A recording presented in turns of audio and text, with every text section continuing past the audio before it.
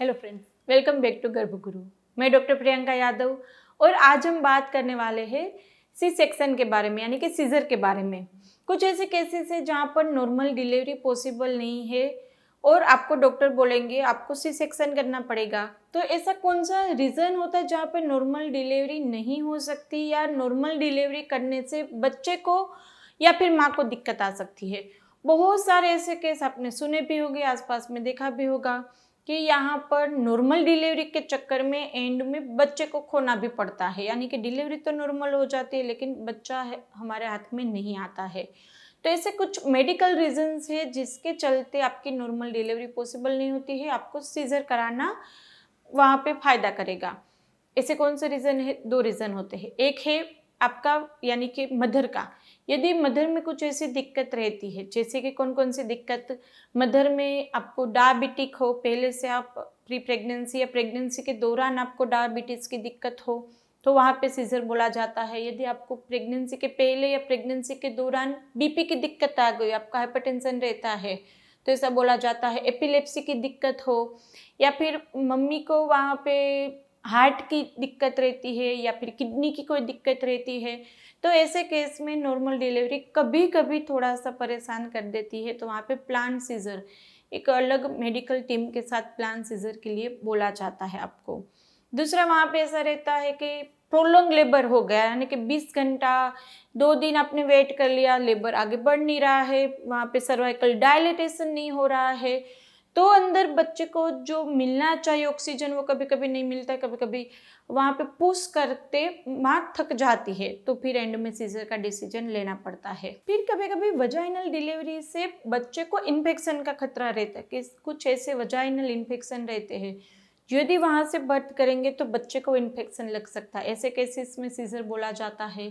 यदि Bartholin cyst हो, यानी कि आपके लिप के आसपास बड़ी पानी की सिस्ट बन जाती, बार्थोलिन सिस्ट हो, तो भी वहाँ से डिलीवरी पॉसिबल नहीं होती। तो ऐसे माँ के कुछ ऐसे डिजीज रहते, कुछ ऐसी कंडीशन रहती है जिसके चलते आपको सीजर बोला जाता है। ऐसे ही दूसरा क्या रहेगा, बच्चे का, बच्चे में कुछ ऐसी दिक्कत रहती है जिसके चलते आपको ऐसा बोला जाएगा यहाँ पर नॉर्मल डिलीवरी थोड़ा मुश्किल है।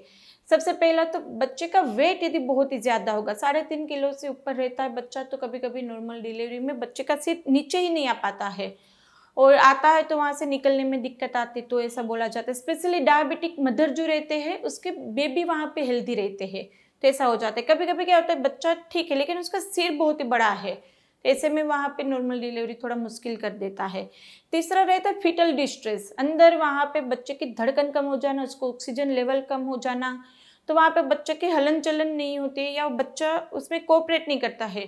जो नॉर्मल डिलीवरी की प्रोसेस होती है उसमें जैसे जैसे सर्वाइकल डायलेटेशन होगा तो उसमें बच्चा भी पार्ट लेता है, बच्चा खुद वहाँ पे इस तरह से सेट होगा, अपनी मूवमेंट इस तरह से करेगा, तो वहाँ पे नॉर्मल डिलीवरी पॉसिबल होती है। यदि अंदर बच्चा ही डिस्ट्रेस में है तो वहाँ पे क्या होगा, नहीं वो अपने कोऑपरेट करेगा, तो वहाँ पे सीजर का चांस बढ़ जाता है। तीसरा रहता है यदि बच्चे ने अंदर पोटी कर दी, एंड के टाइम पे कभी कभी पोटी करते, वो कैसे पता चलेगा, आपका जो लिकर आता है बाहर, पानी जो आता है डिलीवरी के टाइम पे वो येलोइश ग्रीनिश हो जाएगा। यदि ऐसा पानी, नॉर्मल पानी होता है जो डिलीवरी के टाइम पे थोड़ा थोड़ा पानी आता रहता है वजाइना से, जैसे जैसे डायलिटेशन होगा वहाँ, लेकिन वो वहाँ पे पानी येलो या ग्रीन कलर का आता है, बदल जाता है, पानी के कलर से बदल जाए, तो ऐसा होता है कि अंदर बच्चे ने पोटी की है, तो आपको तुरंत सीजर करना पड़ेगा। बच्चा वो पानी पिएगा, दिक्कत आएगी, कभी कभी वो पानी पीने से बच्चे को बाहर फिर एनआईसीयू में भी रखना पड़ता है कुछ दिनों के लिए, इन्फेक्शन अंदर फैल जाता है, तो उस केस में सीजर करना पड़ता है। इसी तरह से यदि बच्चे के आसपास में कोड लिपटी हुई हो, गले में यहाँ पे नाल फंस गई हो, तो वहाँ पे सीजर करना पड़ता है, क्योंकि डिलीवरी के टाइम पर जैसे बार आएगा ये नाल वहाँ पे खींचेगी, दिक्कत आ जाती है, तो ऐसे में आपको बोला जाता है। फिर मल्टीपल प्रेगनेंसी होती है, जैसे ट्विंस रहेंगे, ट्रिपलेट्स रहेंगे, उसमें नॉर्मल डिलीवरी थोड़ा मुश्किल हो जाती है। आगे एक ऑलरेडी सीजर हो चुका होता है तो सेकंड में सीजर रेट बढ़ जाते हैं, और कभी कभी ये भी पूछते हैं कि हमारे आसपास में फ्रेंड को पहले सीजर था, दूसरी नॉर्मल हो गई, तो उसमें भी बहुत सारे फैक्टर काम करते हैं। यदि वहाँ पे बच्चा बहुत ही कम 2 किलो जितना होता है, प्रीटर्म हो गया, उसका डायलेटेशन हो गया, तो पहला सीजर होता है, दूसरी नॉर्मल पॉसिबल है। बाकी जनरली पहला सीजर होता है तो मेडिकली आपको एडवाइस यही है कि आप दूसरा भी प्लान सीजर के लिए चाहिए। फिर बच्चे की पोजीशन, यदि बच्चे का सर ऊपर की तरफ है या वो साइड में है कहीं पे, यानी कि बच्चे का सर नीचे सेट नहीं हुआ है, ब्रीच है या ट्रांस है, तो वहाँ पर सीजर करना पड़ता है। और यदि आपका एमनियोटिक फ्लूइड कम है, एमनियोटिक फ्लूइड मेंटेन होना ज़रूरी होता है नॉर्मल डिलीवरी के लिए भी। यदि एमनियोटिक फ्लूइड बहुत ही कम होता है तो सीजर करना पड़ता है। और कभी कभी पानी रप्चर हो जाता है, थैली सब पानी निकल जाता है और हम लेबर का वेट करेंगे, लेबर प्रोग्रेस भी नहीं होगा, अंदर बच्चा सूख जाएगा, तो भी ऐसा होता है कि सीजर के लिए बोला जाता है। तो ऐसे कुछ ऐसी कंडीशंस होती है जिसमें माँ बच्चा दोनों को देखना होता है। डिलीवरी के टाइम पे दोनों की हेल्थ ध्यान में रखनी होती है। बाकी वहाँ पर ऐसा कुछ रीज़न आपको बताया जाए जिसके चलते आपको वहाँ पर कराना पड़ता है तो आप करा सकते हैं।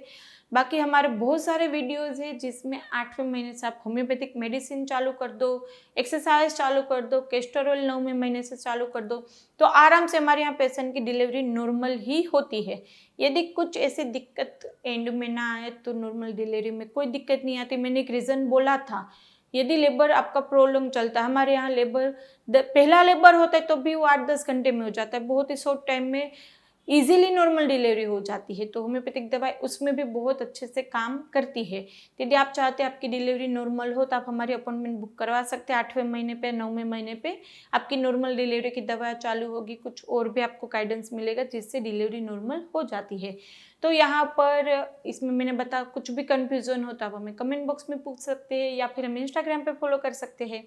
वीडियो अच्छा लगे तो उसको लाइक एंड शेयर भी कर दीजिएगा। सब्सक्राइब नहीं किया चैनल को तो कर लीजिए, आपके लिए बिल्कुल ही फ्री है।